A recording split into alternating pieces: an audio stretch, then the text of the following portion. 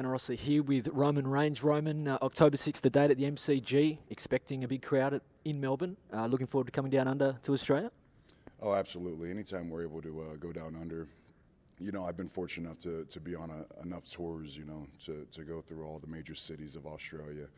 But anytime that we can go down there and spend a little bit more time than we usually do, it's always a blessing.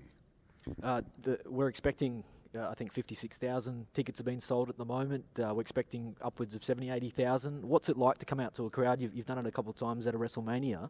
What's it like coming out to an audience of that volume? It's already putting a smile on my face. I can just picture it already. Those are always the best opportunities. They're a little different than what we usually run into and what we're used to performing in front of. Typically we're in basketball arenas that hold anywhere from 10,000 to 20,000 people, and it's all caged in. So when you wrestle and perform inside of a large stadium, there's going to be a few differences, and you probably heard them before, about the noise escaping and stuff like that. But at the same time, when you pack that many people into a venue, into a stadium, it just makes for an overwhelming energy, and I can't wait to be in the middle of it, in the middle, in the eye of the storm. It's going to be awesome. Anyone in particular you're eyeing off for that MCG showdown? Is there someone you'd like to line up against? At this point, I'm just trying to get through Summerslam. SummerSlam's in a couple of days. I have my hands full with the Beast. And then I also have, which has almost been the story of my career, that briefcase lingering over my head. So if by, hopefully everything goes right and I smash Brock and I take that Universal title, and hopefully I get out of there unscathed without anybody messing with me, nobody trying to cash in, nobody trying to take, my hard work away from me in a matter of moments. So at this point, I just want to get through SummerSlam, and then when we get to the MCG, when we get to Melbourne, get down to Australia, I'll handle it then. Speaking of Brock, you've had a number of matches over the last few months with Brock. What's it like to be in the ring with him? You've had some famous, going back to WrestleMania at Santa Clara a few years ago. What's it like to be in there with the Beast? It's a different experience, you know what I mean? I think you have to have an ultimate respect for everything he's done in his career, not only in WWE but also in the UFC. And it's no doubt that he's one of the most entertaining combat athletes of all time. He's one of the biggest draws for UFC. So it comes with a bit of responsibility because the legitimacy of Brock Lesnar. But at the same time, you just have to stay within yourself. I do this every single week, 52 weeks a year. There's no off season, so I probably don't feel more comfortable anywhere else than that ring. So when I step into the ring with anybody, I have a laser focus on what I need to do, the performance that needs to be done.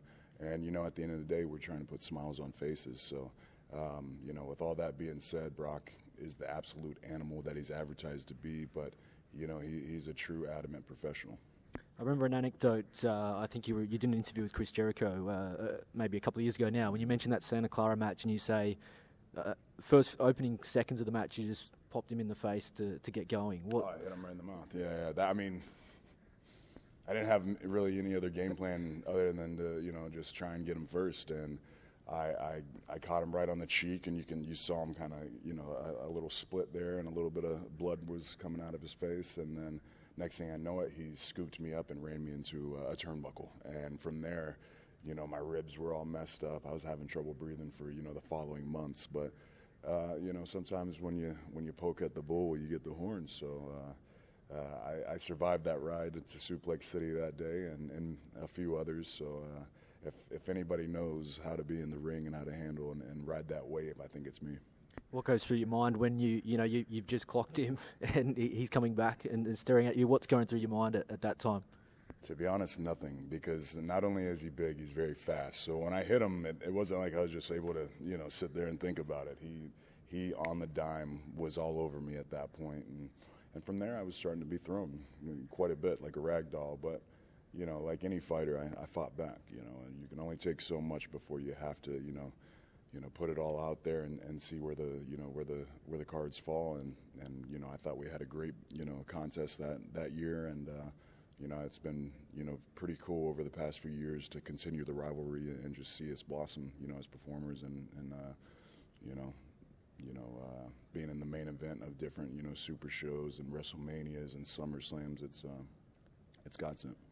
And the matches you have, the intensity is, quite high, and one of those, the greatest Royal Rumble, that spot at the end through the cage. I mean, how hard is it to, looking at SummerSlam now, to lift that intensity every time? I mean, you've got to, I guess, deliver even higher than the previous match. It must put pressure on you guys to deliver every time.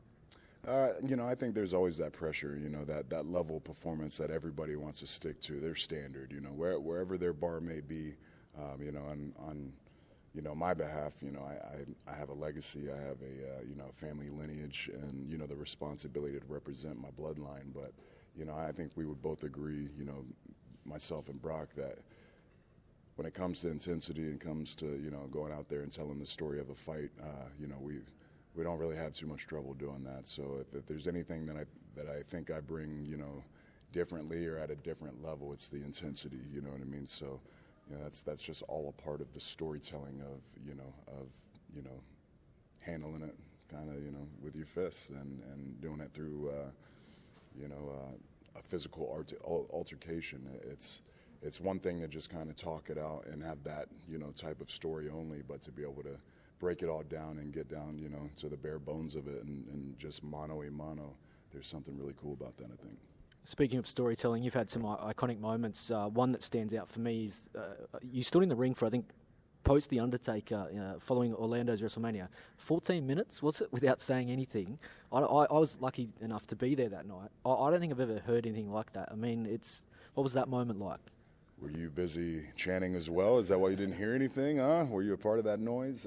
It was awesome, to be honest. And I think it's just a great testament to The Undertaker and his career.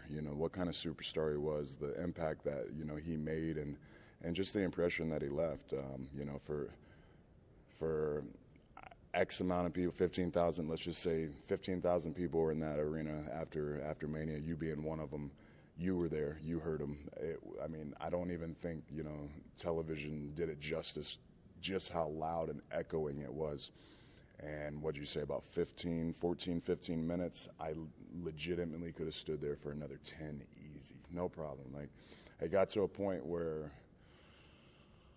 I knew it was time to go, and then when I looked and I could see every cameraman doing this number, like, all right, we have more to this show.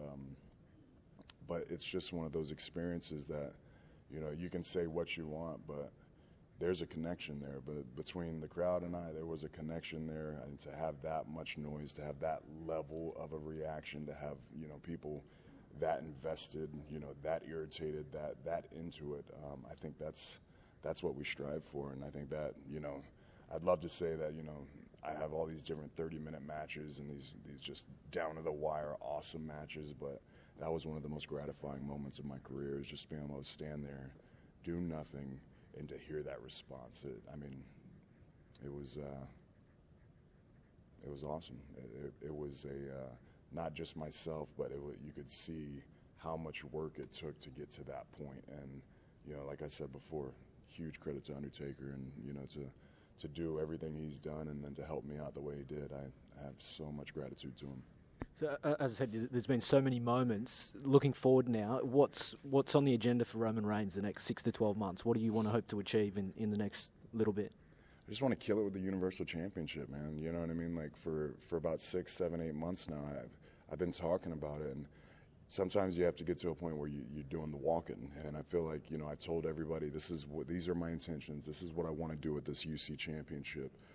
So for the next year, it's all about showcasing that. It's all about putting everything that I've said on the line, putting that championship on the line every single night. That way, the WWE Universe, globally can see its biggest and most rewarding championship defended every single night the way it's supposed to be. So, whether you like me or not, my intentions are, nothing but the best for this place, to leave this place better than I found it. And if I get my hands on that Universal Championship, it goes on the line as many nights of the year as I can make it. All right, well, thank you for the time, and we look forward to seeing you down under in October.